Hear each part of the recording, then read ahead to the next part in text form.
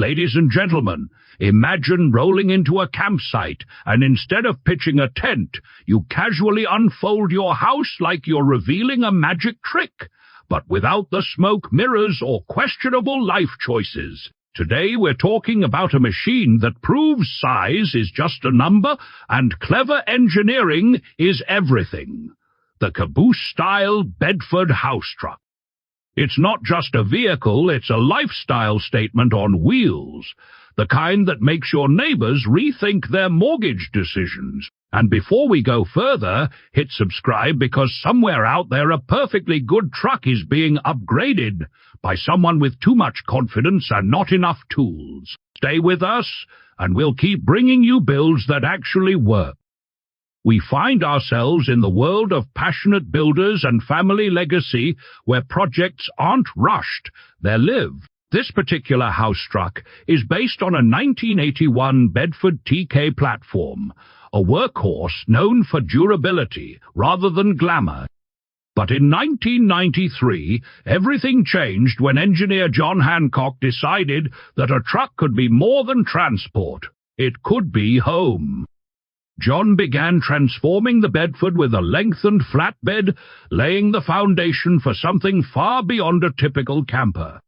By 1995, the build was complete and on the road, turning heads not because it was flashy, but because it was smart. This wasn't factory-made convenience. This was handcrafted ingenuity designed with purpose and patience. Years later, Mike and Kay, carrying on John's vision, arrived at a Bedford Rally in their Caboose-style creation. And let me tell you, people didn't just glance at it. They gathered, they stared, they watched as the truck literally unfolded into a living space. No tricks, no hidden assistance, just engineering doing its thing. It's the kind of moment that makes you question every expensive RV you've ever seen. The Housetruck wasn't built for mass production or market trends. It was built for freedom. Now let's talk mechanics, because under all that charm there's a solid backbone. The 1981 Bedford TK chassis was originally designed for commercial hauling, meaning it's built tough.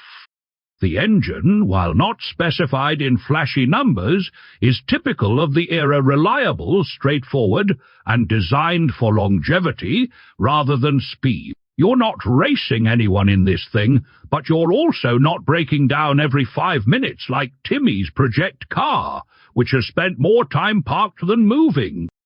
The layout is front engine with rear-wheel drive, paired with a manual transmission that reminds you driving is a skill, not an app.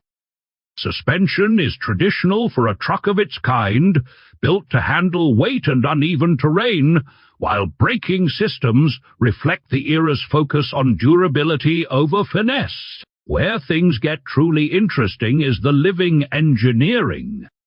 The exterior deck alone measures 110 square feet, or about 10 square meters, and it's not fixed, it moves. Gas struts allow it to raise and lower smoothly, transforming the vehicle from compact transporter to open-air living space in seconds. Watching it deploy is like seeing a transformer that chose peace instead of battle. Inside, the living space spans 157 square feet, roughly 14 square meters. Combined with the deck, you get a total covered area of 267 square feet, or 24 square meters. That's not just small space living, that's efficient architecture on wheels. Bob, my neighbor, insists anything with moving parts is secretly collecting data, but even he admitted this setup is suspiciously well designed. The proportions are carefully balanced. The extended flatbed supports the structure without compromising stability, while the cabin maintains a cozy yet functional layout. Everything has a purpose, and nothing feels wasted.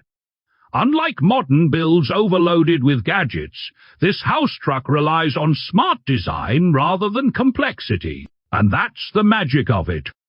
It doesn't try to impress with numbers, it impresses with ideas. What defines the Caboose Housetruck is not size, but intelligence. The entire concept revolves around maximizing usable space without turning the vehicle into a bulky, impractical monster. The extendable rear deck alone changes the game, creating an outdoor living area that feels more like a balcony than part of a truck. When deployed, those 110 square feet or 10 square meters transform the experience from camping into something closer to relaxed, open-air living. Inside, the 157 square feet or 14 square meters are arranged with a clarity that modern designers often overcomplicate. Every inch serves a purpose. There's no excess, no decorative nonsense, pretending to be functional. It's honest engineering. Timmy once tried to design a tiny home interior and somehow managed to include 3 chairs, 0 storage, and a minibar priorities, I guess. Compared to modern RVs and camper vans, this Housetruck sits in a completely different category. Back in the 1990s, when this was built, custom Housetrucks were still part of a niche culture driven by individuals rather than manufacturers. The Caboose Housetruck represents something rare, a perfect balance between engineering, lifestyle, and personality. It carries the legacy of its original builder, John Hancock, while continuing to serve as both a home and a vehicle decades later. It proves that living large isn't about square footage, it's about how you use it. With a combined 267 square feet, or 24 square meters, it offers more freedom and flexibility than many spaces twice its size. It's thoughtful, adaptable, and quietly brilliant. Before we even talk about money, we have to appreciate what this build stands for. It's not trying to compete with modern luxury RVs. It's doing something far more impressive. It's staying relevant, functional, and inspiring after all these years. That's not just good design, that's timeless design. Since this is a one-off, custom-built Housetruck, there was no standard factory price at the time of completion in 1995.